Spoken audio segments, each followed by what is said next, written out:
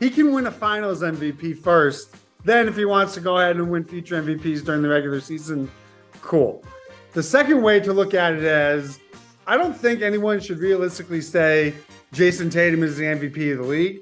I just think where people have an issue and where the pushback is when you hear the reasoning of why he isn't, and you're hearing Brian Windhorst or other talking heads and guys that have votes say, well, Tatum was bad in the finals 2 years ago, and that hurts him for the 2024 regular season MVP. So if that's going to be your reasoning, then yes, Jayson Tatum should be the MVP, because that is Looney Tune, like a Looney Tune way of thinking. Celtics Beat is brought to you by FanDuel, the exclusive wagering partner of the CLNS Media Network.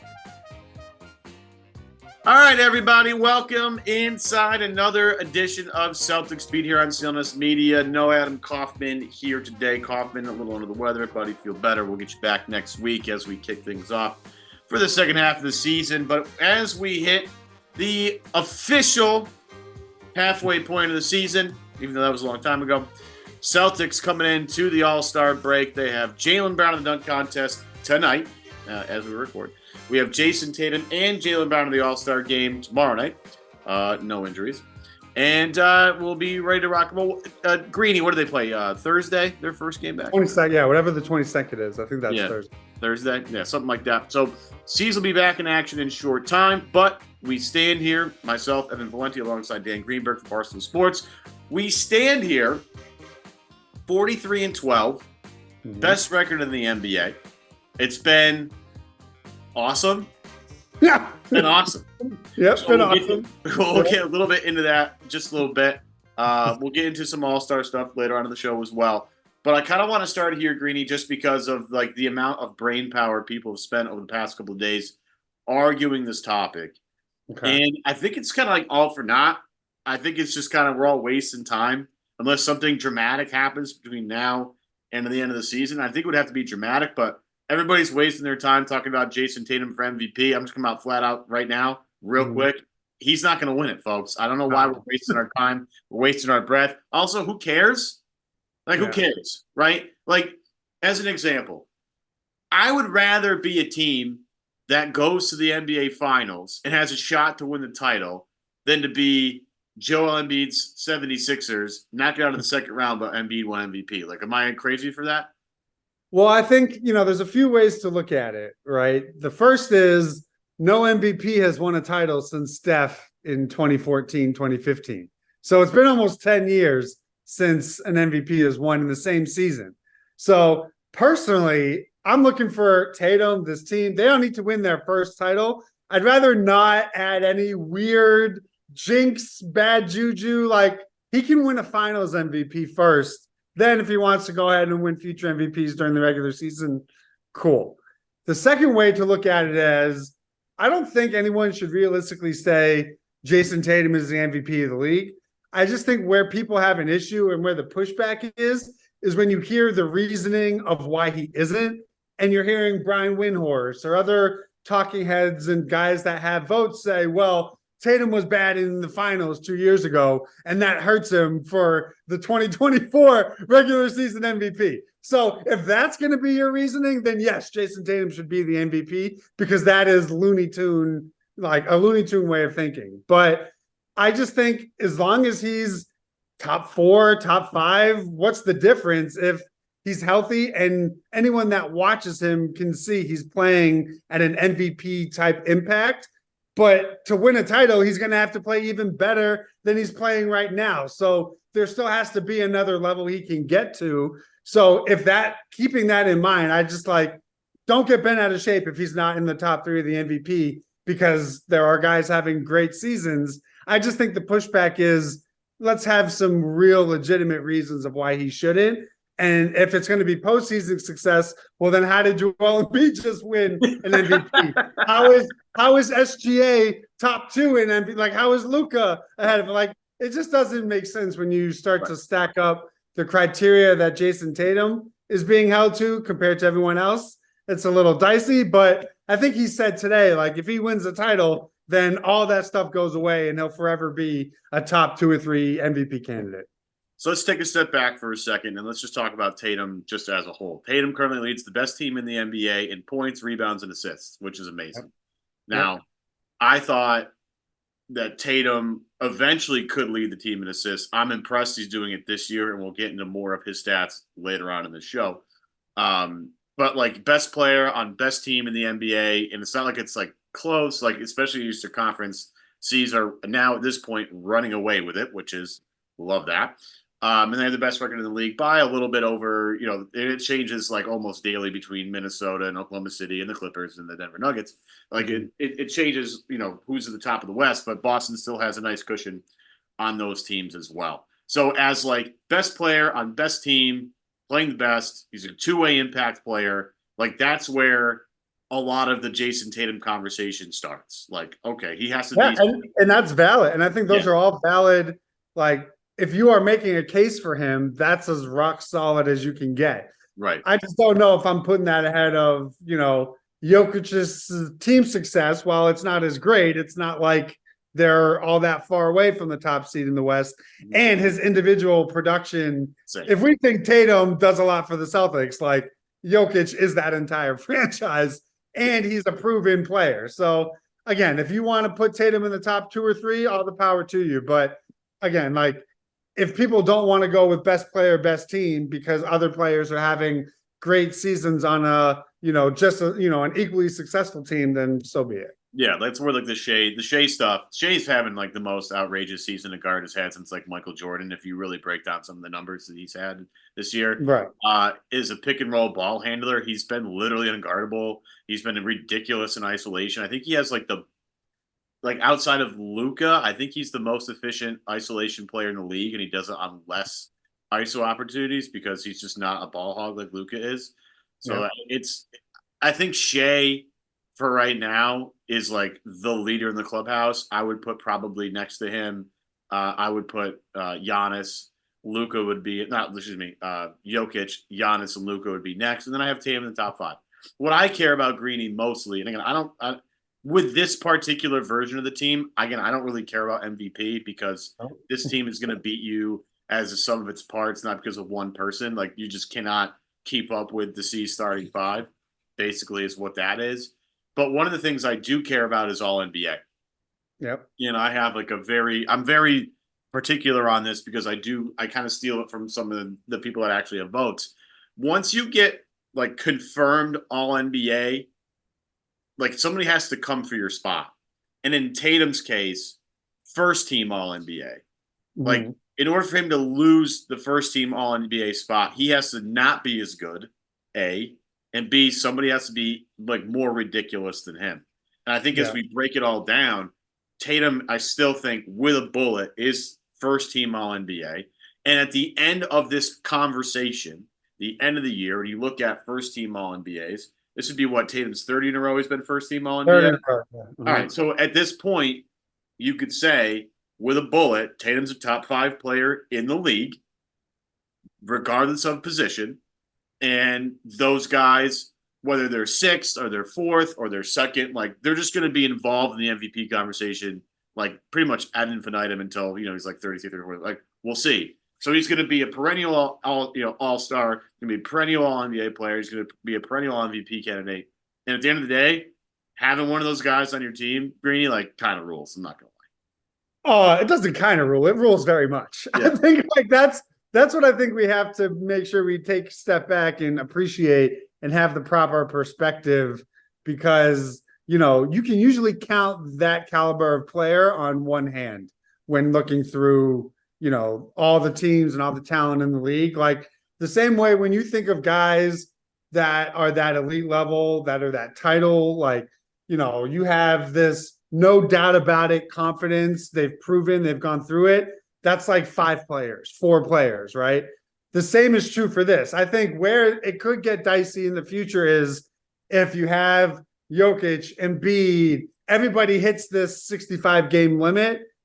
I mean, positionless makes it a little tough, right? Because in almost every combination, you're going to have both Jokic and Embiid in that top 5. So then you start to get dicey. But if Tatum is perennial in the top 5 MVP, perennial on a team that's, maybe winning a championship or competing for a championship, that stuff doesn't go, without reward and without status. So it's like you would just have to hope that he would get in over like a Luka who has gaudy numbers but is a 9 seed. Like, is that more of a first team All NBA player than somebody who's maybe sacrificing a little much production wise, usage wise, but is an elite two-way player at his position? He's that as the KDs get older and the Kawhis get older, like Jayson Tatum is the face of the prototype two-way wing player. That guy is almost always first team All NBA. Yeah, and it's good that you mentioned the two-way stuff because the defensive stuff I think puts him. I mean, look, Luka's having a great season, and I'm not trying to like dismiss how good Luka Doncic is because he's been. I think it's his best effort I think in his career so far. I think he's been wonderful. But again, to your credit, like as like a 9 seed in the West, barely getting by versus a guy who's clearly, again, the one thing I like about the Celtics is they often talk about like the sacrifice that everybody needs to kind of make to make this work. Jalen's talked about it recently. Tatum's talked about it. Drew Holiday's been preaching it since he got here. Porzingis has been, I'll do whatever the team needs for me to do to win. Like Derrick White is a very unselfish player. Al Horford from the beginning of the, like everybody understands the sacrifice. We understand the fact that this team could have way bigger individual accolades, but nobody cares about that because like who cares about individual accolades when the season's over and you didn't win the ring, like you didn't win a championship, like nobody cares. So, in that sense, I don't know if people will weigh that because obviously you and I don't have votes, but like that is something that I would consider like, hey, like Tatum's on a team that's won 43 games and like, yeah, his numbers are down everywhere in terms of like shooting, but he has more rebounds than he ever has. He has more assists than he ever has. Like this month, as I was going to get to, he's averaging a LeBron, which is 27, 7 and 7. It's actually better than that.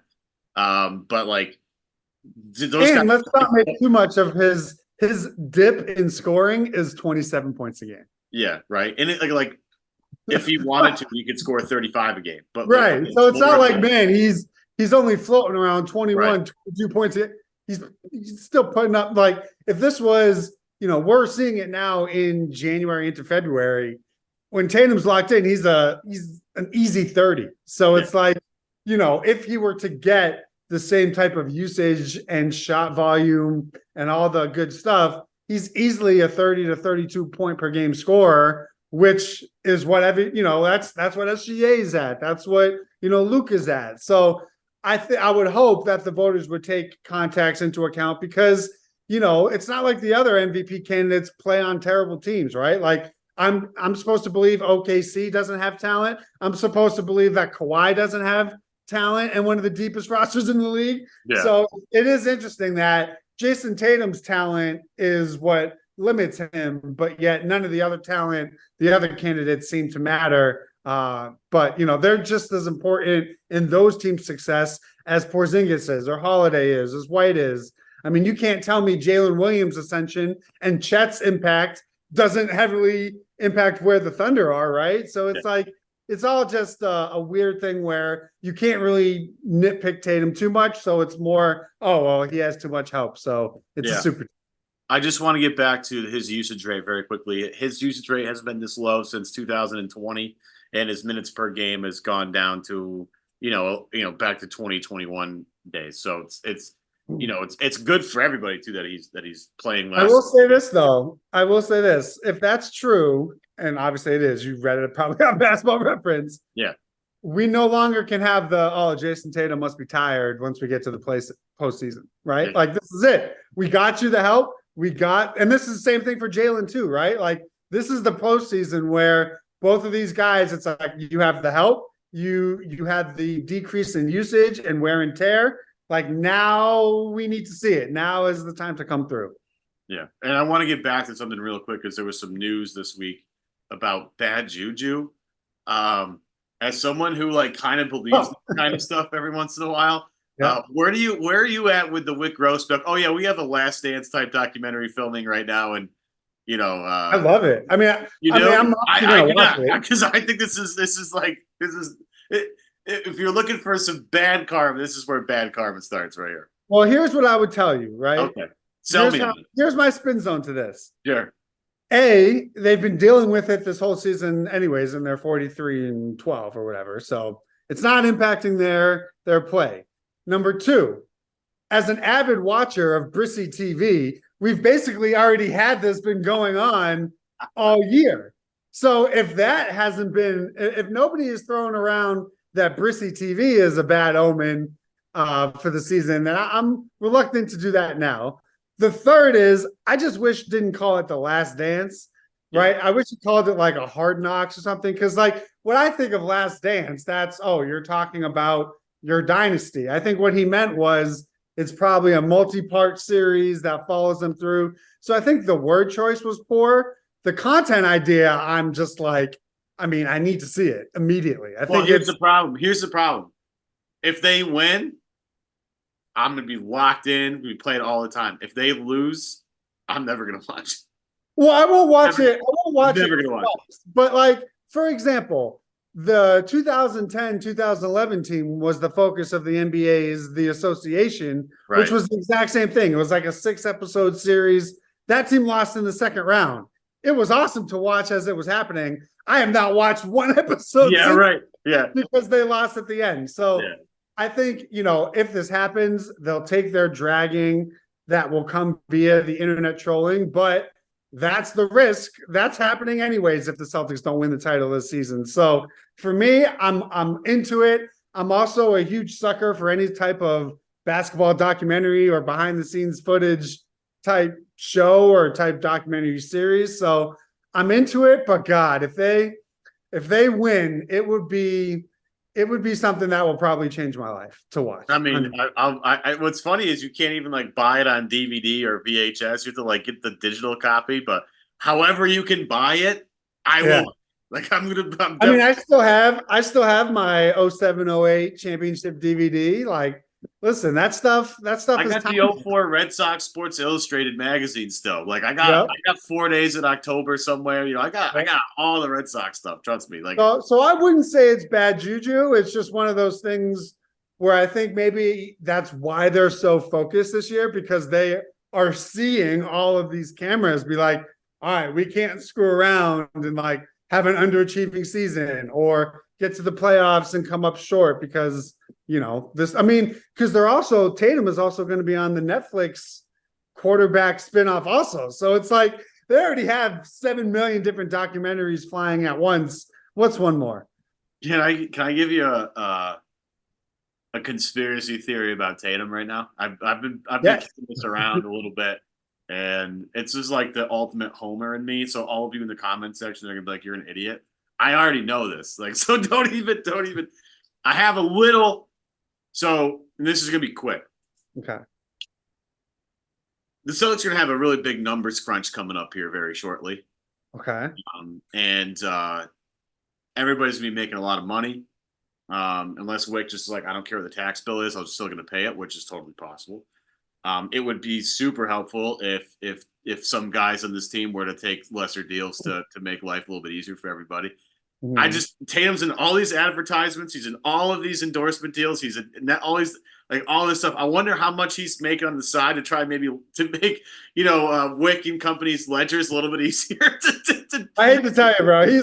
That's going to be about a $400 million supermax. It's going to be tell you. No, it's going to be that way. I'm counting on like Derrick and Drew and other guys like, hey, we'll take discounts so we can win titles. Well, I mean, the price of Derrick is going up. And honestly, I don't even know, without having the spreadsheet in front of me, I don't even know, even if they took a discount, they're still probably a second apron team anyways. Oh, they're going to be a second apron team regardless. So Rick, like you have a hit TV show, like I'm sure you'll just raise ticket prices and just pay everybody. Like, what are we doing?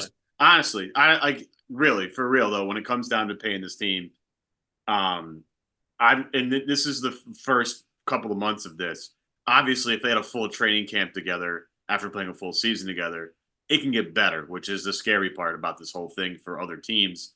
Is like if this C's team somehow hangs on to everybody that means anything, I'd be terrified. But we're gonna take a quick break currently to tell you today's show is brought to you by FanDuel, America's #1 sportsbook. Get buckets with your first bet on FanDuel because right now, new customers Get $150 in bonus bets with any winning $5 bet. It's $150 if your bet wins. It's real simple, real easy. And I do this all the time when it comes to the Celtics. You can easily, because they're 43-12, just pick a Celtics game coming up. Now you got to wait a little bit. I understand. But a Celtics game coming up that they're just easily going to win because they beat most teams. And just say, yeah, I'm just going to stick with that. So I know they come back from the break. They have a couple of tough ones shortly after, but there's a Bulls game first on the 22nd.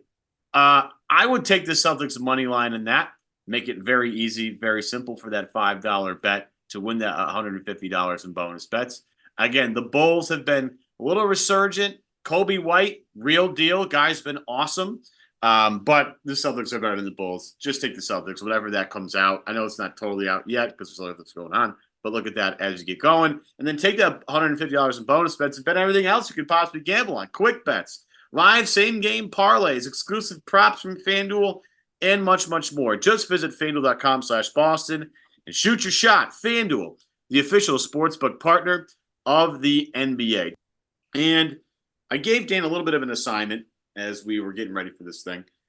C's, as I said before, 43-12, heading into the All-Star break. Best record in the league. Pretty great. If you look at the Eastern Conference, the C's are just kind of running away with it at this point.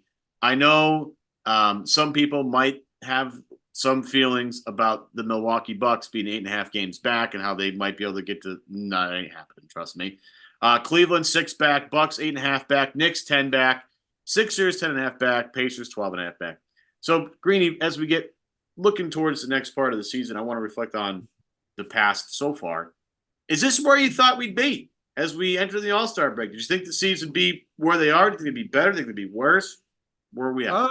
I'd say position-wise, they're where I think we all expected, right? Top of the conference. Sure. I think also you have to remember that 6 game over Cleveland is really 7 games because they won the head-to-head. So did I think that at the All-Star break they would have a 7-game lead over the 2 seed? No. I think that's a little aggressive considering it's the largest, game difference the Celtics have had since the 08 team. So I think anyone who would say, oh, I expected them to be, more than 5 games ahead of the 2 seed is just, a prisoner of the moment. But I think the way that we thought the new additions would help have helped. I think the things that we all thought would be questions or hiccups were proven to be questions or hiccups. So for me, it's the only thing that I am maybe surprised by is how healthy they've been, right? There hasn't been any, and I'm knocking on wood, please continue, but they've been smart with how they've been managing things. The injuries they have been just small little minor things. So, that's gone better than I think I expected, but in terms of the quality of basketball that they're playing, the style that they're playing, I mean, this is what we've seen the last 2 or 3 years of this Tatum and Brown era. So it's just going to matter in 3 months, right? Like, this is all fun and games. It's a great way to spend 6 months, but none of it's going to matter if they don't finish it off. And I think we all understand that, but that doesn't mean you shouldn't have fun along the way because this is one of the best Celtics seasons they've literally ever had as a franchise. So, you may as well enjoy it. Yeah, I'm with you on that. I think, again, this is about roughly where I thought they'd be first place. Again, I think the 7-game lead over the team in second place the All-Star break is a little nuts. A lot of that is health related. Both C's have had good health. Other teams have not. But it is quite staggering to look at the rest of the Eastern Conference and say, holy cow, what's going on? What? 7 games over the C's could take a lot of time off and still have the best record in the East. I don't plan on advising them to do that because there's other things they need to do, like have best record in the NBA, but that's for the discussion. I think what's been really great for me and slightly surprising is just how dominant they've been at home. I know they had a couple of the one against the Lakers obviously is the one that stands out the most. I know they got absolutely pantsed by the Clippers at home too, but I kind of saw that one coming a little bit. Considering how well they handled LA in LA. And the Denver game was a classic that, again, a lot of people that commented on it didn't actually watch the game. That drove me absolutely nuts, the commentary on that game. Again, if you watched the last 4 minutes, again, you saw the same stuff. It was like oh, well, the Chiefs only scored 4 points in the last 4 minutes, 50 seconds. And then it's like, yeah, well, the Nuggets only scored 6. So we're going to talk about that, or are we just going to focus only on the C's? Oh, Yeah. it got to be iso ball too much. Really? Was it? Did you watch the last 4.5 minutes? Because it wasn't like that. My favorite is like, oh, Celtics lost to the Nuggets. All they did was shoot threes. Really? Because No. 6 of their final 10 shots came from inside the free throw line. So it's like, watch the game. Anyway, but I would say, yeah, roughly this is where I thought they'd be. And there are some things like that I assume would go really well and have gone really well. And there's some other things that I'll talk about in a minute. But like in terms of the stuff that I expected to have, I expected to be towards the top. I also expected, as I sent this to you earlier, like what do you like, what do you don't like, what were you right about, what weren't you right about? I think everybody who had a brain thought this, but more Derrick White for the Celtics is just good for business. Like last year, the on-off numbers were so ridiculous. I mean, it was really comical. I think it was like the seasons were plus like 11.1 or plus 12.1 with Derrick White on the floor versus off the floor, which is amazing. As much as we all love Marcus Smart, trading him away to give Derrick more minutes was absolutely the right play and the right move because he's been absolutely tremendous. I'm sure some people know this, and everybody, but Derrick White leads the NBA net rating at plus 12.3. He's top 10 in clutch time shooting in the fourth quarter, and it was clutch time. Yeah, I think NBA's.com measures that as like a game within 5 points with 4 minutes to go, something like that. In that time, he's shooting 56% from the field, 50% from three, and 100% from the free throw line. As a pick and roll ball handler this year, Derrick White has better points per possession than Steph Curry, Tyrese Maxey, Damian Lillard, Trae Young, Anthony Edwards, De'Aaron Fox, and Jamal Murray. And in the fourth quarter, just in the fourth quarter alone, Derrick White is shooting 51% from the field, 44% from three, and somehow only 88% from the free throw line. Derrick White has been so good and made himself so much money in the process. I couldn't be happier for a guy that's like just like is all about team and winning and making the right play at the right time. Here's the one thing I'll ask you though: is Derrick the guy that should bring the ball up at the end of games? I have no idea who should do it. Nobody seems to want to do it without turning it over. And that's if you when you sent me that was going to be on my list of things that is worse than I anticipated, and I do not think that they have figured out just yet. Is they get to the last 2-3 minutes. I was told last year, oh, we got Brogdon. We're going to have another guy to set up the offense and get people in the right spots. I definitely made this argument. Next thing I knew, he was throwing the ball to Tyrese Maxey with 40 seconds left in a playoff game. So that wasn't the answer. Okay. I was told Marcus Smart wasn't the answer. It's like, okay, now we have Jrue Holiday, a veteran championship caliber point guard. He has CTE just like everybody else at the end of these games that are tight, where you have to deal with ball pressure and get over half court and initiate offense. So then at that point, you're thinking, okay, just give it to the Jays, let them do it and, live with the results. Well, crap. Now I got Jalen turning the ball over. Now I got Tatum, holding the ball and not making quick decisions. If Derrick is the only one that can do it, but even he has possessions where he's just, and really recently, where he's just throwing the ball carelessly. And that's my biggest concern is, that the opponents know once you get to the end of games and things tighten up, give the Celtics ball pressure and they'll crack. I can't say that through 55 games or whatever it's been, that there haven't been way too many times where we've seen every starter minus Porzingis handle the ball in late, close fourth quarter situations and still have careless turnovers. So I hope that Derrick can do it. I thought is in the playoffs, it's just going to be Jayson Tatum, and you're going to live and die with what Jayson Tatum does because he's your best player. And if we go down following his lead, so be it. But for the rest of the regular season, I just want everybody else to get as many reps as possible in the event that we have to turn to them in a game where the score is within 5, it's 2:30 left in the game, the defensive pressure is up, and you need to get over half court and still have enough time to initiate your offense. All the things that we're hoping to see progression in, I still think are questions. I think there's definitely some truth to that. I forget what game it was recently. I texted some people about it because I noticed that at the end of the game, it was Derrick White bringing the ball up over everybody else, and it actually didn't go as well as I thought it would. I thought it would go better, and I still make the case for whether it's Tatum or White.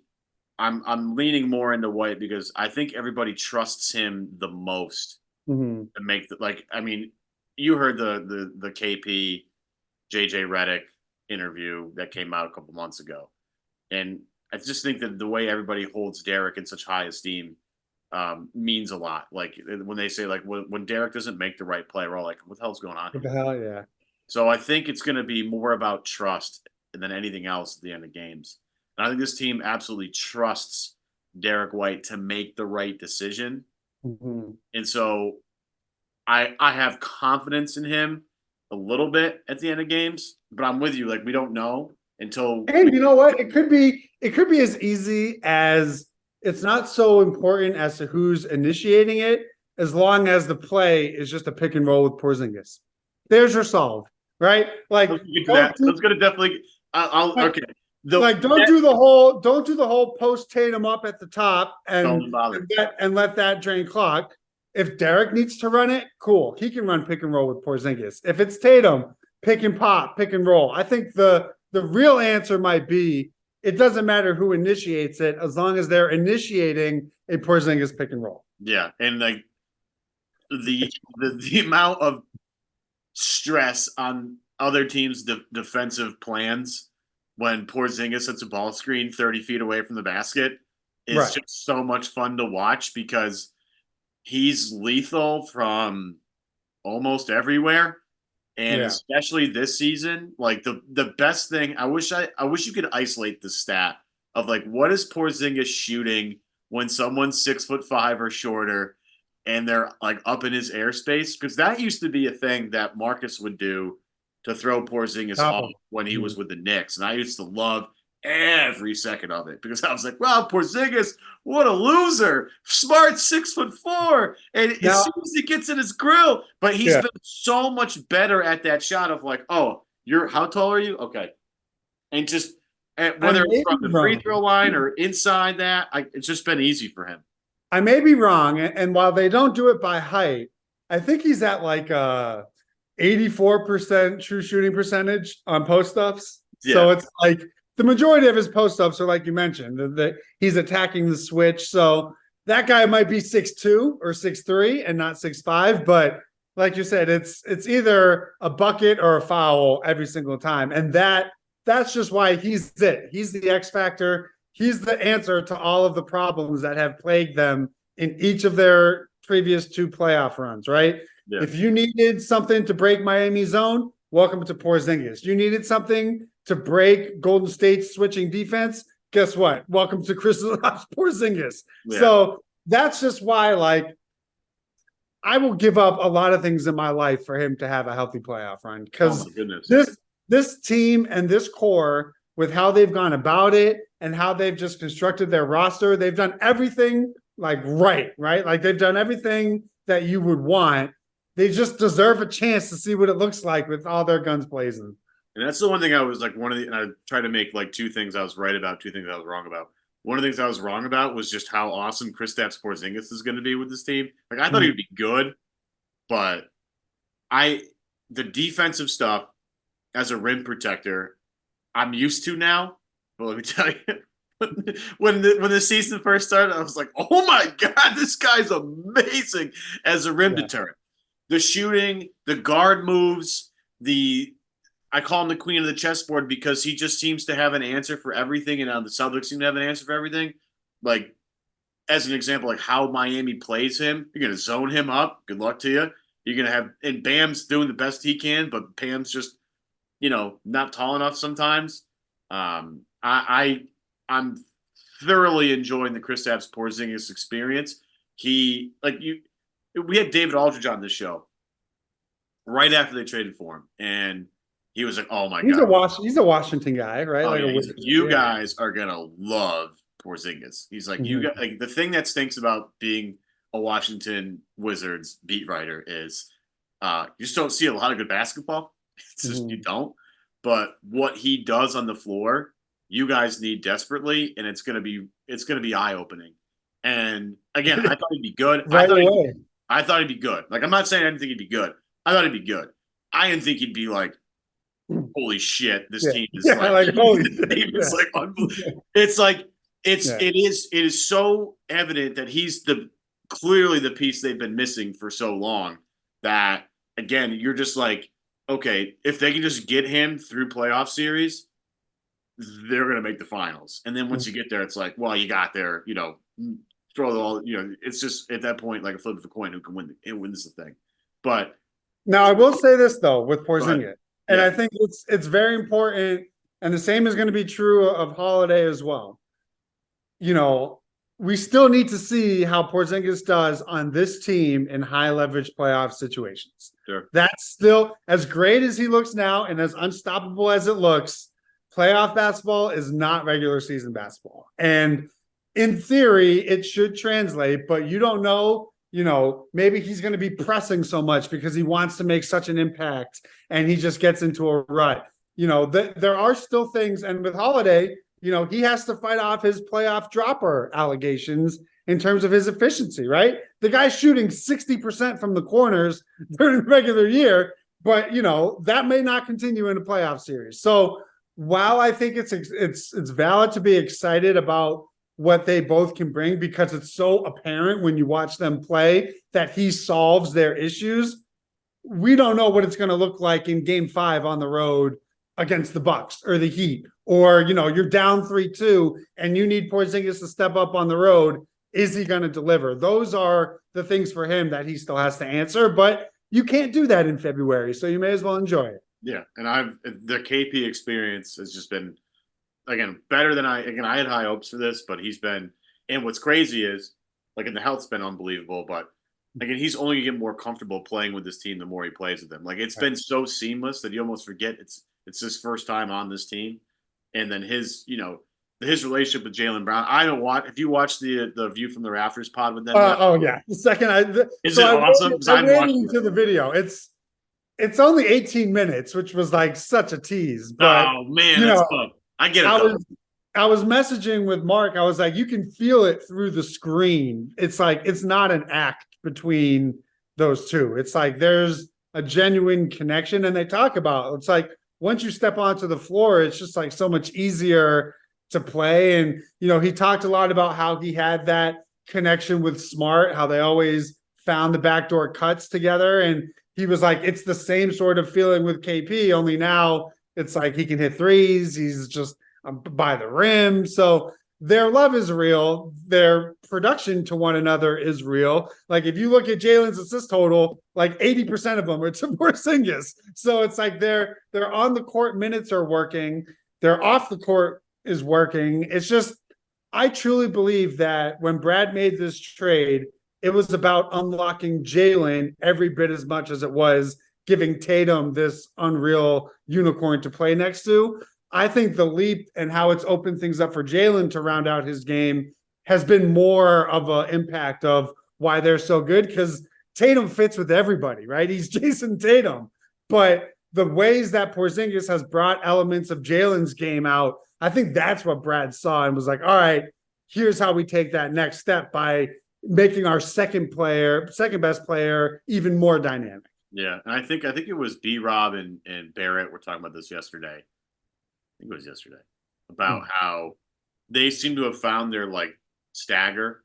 It's Jalen, KP, and Derrick White, and then Jayson and Holiday separately, which is exactly how you should play it. Like as we've seen throughout Jason's career, as he's matured and progressed into this All-NBA player, like ever since he's been first team All-NBA, Jayson plus 4 bench guys equals still net positive. Like, that's just been that way. Meanwhile, Jalen's lineups have been something they've had to tinker with. Now, they've done a better job in terms of answering okay, what do we do when Jason's off the floor? How do we still generate points? I believe the number is +8. Plus 8.1, I think. 8.1. Yeah. Caesar, which is, I think, the biggest thing from the first 45 games, or what is it, 55 games? 55 games. My 55. math awful Saturday, whatever. The biggest thing I think that I've learned this year, or at least the biggest takeaway is they've finally found a way to win the non-Tatum minutes. Correct. That has been the biggest question mark this team has had for several years. Yeah. I mean, they were Jayson Tatum merchants for the most part. Yeah, and I love Trey's like Jayson Tatum got so many people paid in this league. It's unbelievable. He's great, no question. Yeah. But if they could find a way to win minutes with Jayson on the bench, it's just like the Jokic thing.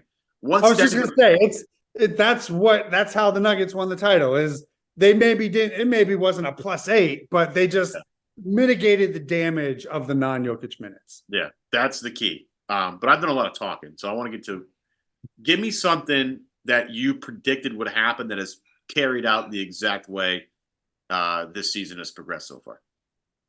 That Joe would be just as good. 100 wins. What are we doing? 100 wins already. I'm a pretty stubborn Mazzulla believer. Yeah.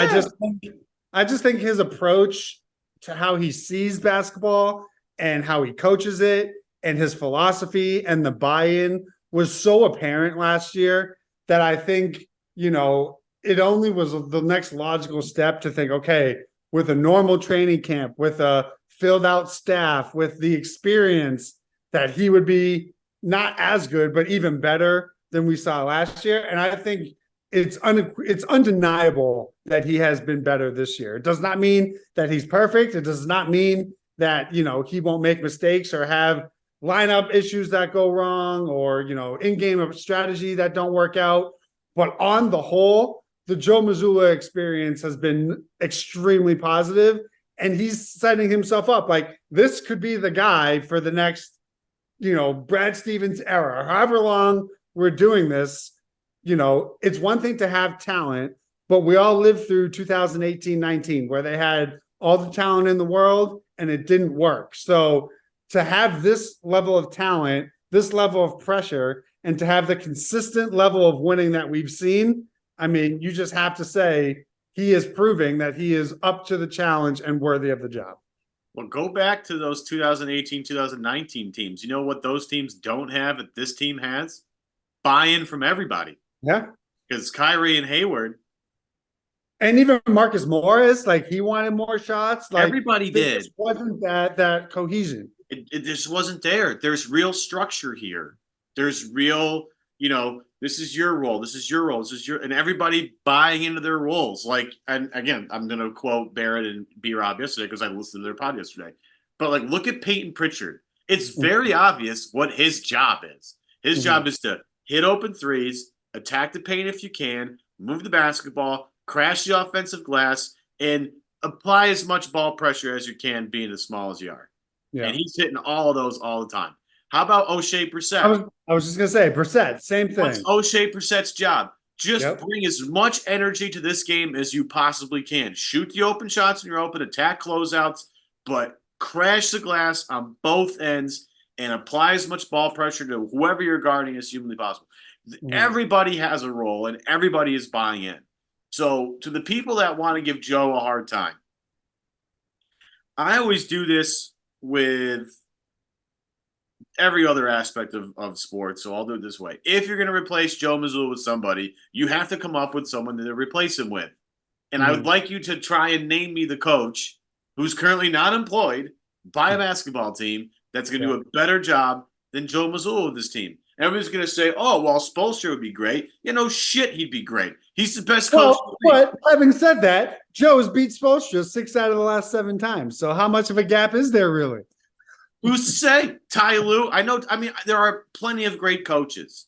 But not everybody is going to succeed in the way Joe's succeeding. To be a second-year head coach, to have this level of buy-in from the amount of guys they have buy-in from is a testament to how well he's doing. Again, yes, he's not perfect, but I understand the plan, right?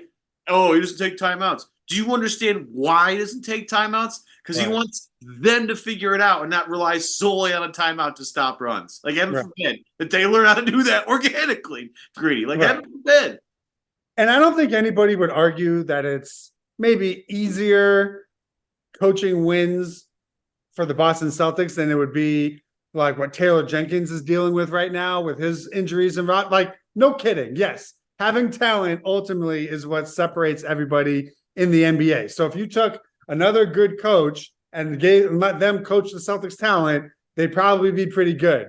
But that just, if you're telling me there's not going to be a huge drop off from what I'm currently seeing with Joe, if I were to add a Ty Lue or a Spoelstra or whatever, are they going to be 50 and whatever, 6? Probably not. So it's like the level we're seeing is not common. It's not something that everybody does. Ime didn't even do it, and everybody loved Ime. So it's like, that's probably my biggest win is just what I saw last year. I could tell by just how he approaches, and when you actually listen to his post-game press conferences outside of like the digs on Gary Washburn, and to just listen to him talk basketball, the guy's a psycho. Like he is obsessive over the sport and figuring out how to get this team to a sustainable level that's good enough to win a title.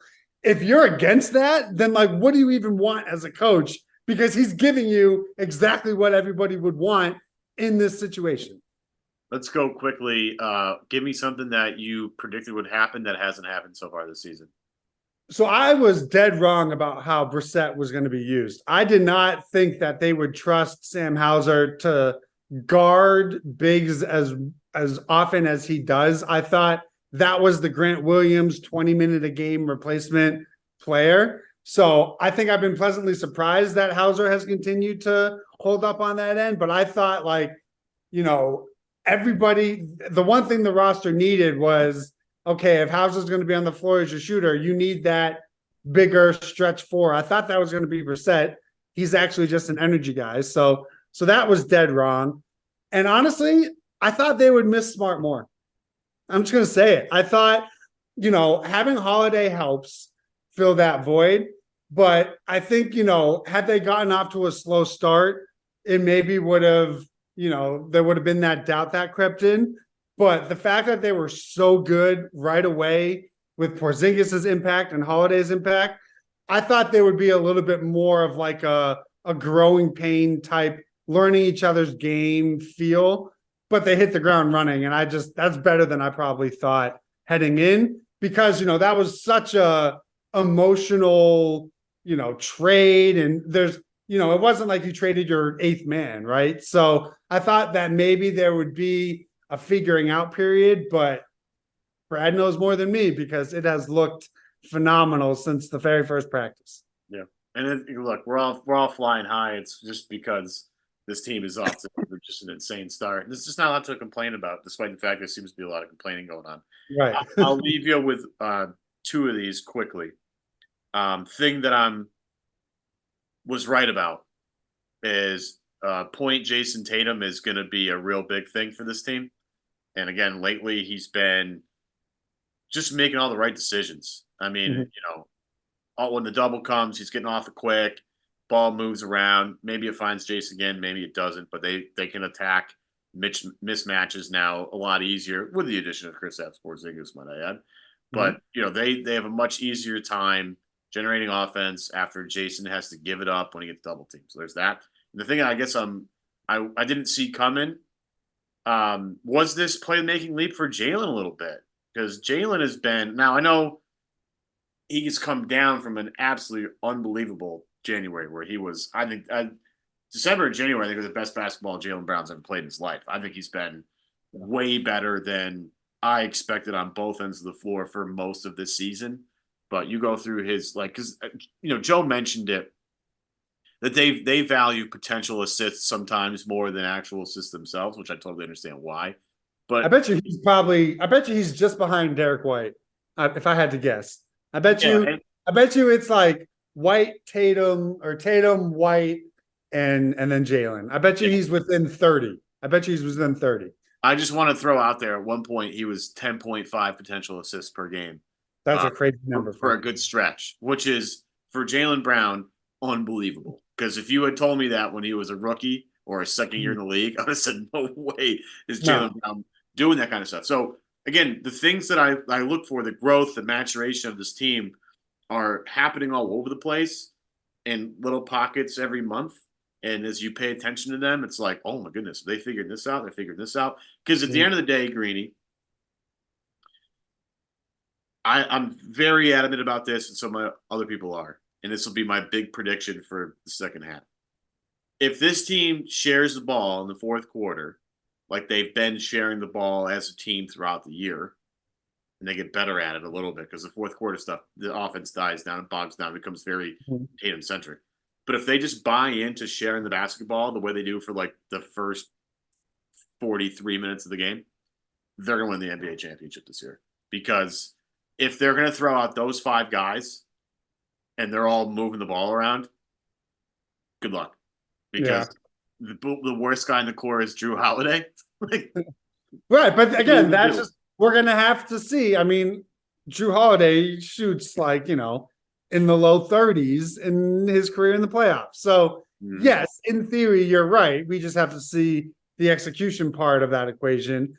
But to your Jalen playmaking point, Kristaps Porzingis, there you go. Like, the reason it looks different is because he's never played with a dynamic, position like that. Horford's kind of like a pick and pop player, but he's not 7'2".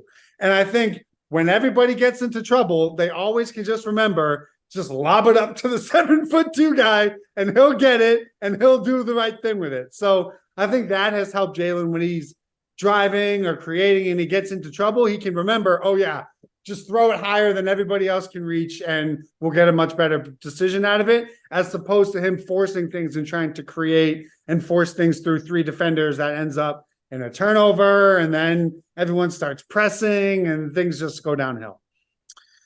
I will say, as we get ready to wrap this up, first game back from the All-Star break is the 22nd, and it's against Chicago. But I don't know if you've looked at the schedule here, Greenie. It's tough the first week of March. I keep waiting for this stretch that the Sixers had, where it was like Portland and the Wizards and like Detroit, like all in a row, like 7 games. We sort of just had it to end of January and February. That was light. The first week of March is a gauntlet, but then once you get from like mid-March to April, it's smooth sailing. So. They come back here, right? So they have the Bulls and they come back, but then they have the Knicks, the Sixers, Embiid probably not playing, so that'll be a little easier. But Knicks, Sixers, Dallas, Golden State, Cleveland, Denver, Phoenix. Ugh. I love it. I say yes, I want easy games for rest, but I also I like barometer games. Like, I like being able to be forced to play against teams with talent. So I hope that those teams have full health for everybody, because I'm a believer in iron sharpens iron. And especially like with that Nuggets game, we get a little payback for how the first meeting went. I think winning on the road, I mean, all of those games, the Nuggets, the Suns, like they still have to play those games on the road. So, I think it's good to be tested. But if you get through that stretch, 5-2, 4-3, whatever that is, and then you get to mid-March and you have like a 6.5 game lead still, that's when I think we see a lot more Jordan Walsh, a lot more Neemias Queta, because at that point you've made it through the gauntlet and it's just about being healthy. Yeah, the last 2 games of the season, you can rest everybody, Charlotte and then Washington. Yeah, so it's like ours are like that stuff's coming, but what I do hope is that they've already locked in like 60 wins by then, because I would hate for them to mail in those last 2 games. Don't lose the NBA's best record. That's all I'm saying. Because if you're going to take care of home court like they have this year, and they've done a really nice job of that after what was a catastrophe of a playoff run. I mean, the home game losses were, it's like, if you guys just cared about home court a little bit more, like this wouldn't be a problem. But if they can take care of home court the way they have this year, that's going to be a big advantage. I mean, listen to everybody that didn't Halliburton say his favorite away arena is his team's Garden? Yeah, he said he gave 2. It was the Garden and one other. Yeah. But yeah, I mean, listen, people used to like playing there because they always seem to find a way to win. So if the Celtics can protect it, I mean, in theory, we should live in a world where they can win a title by only winning their home games. Right. So we'll see how it goes. Should be a fun second half. Quick for tonight. Jalen wins or no? I'm going to say no, because I think, I don't want him to overexert himself. And I think Mac McClung will just do something crazy and he'll get the crowd going. Mac's a really good dunker. I think. So I just hope, give me a D Brown dunk. Give me maybe a throwback of Gerald Green's repertoire. Okay, so let's go over this. If you had to pick one, this is the last question because we got out of here. Okay. Jalen can only recreate one dunk from Celtics dunking history. Is it the D Brown or the birthday cake? Well, the birthday cake, was he on? He was on Minnesota then.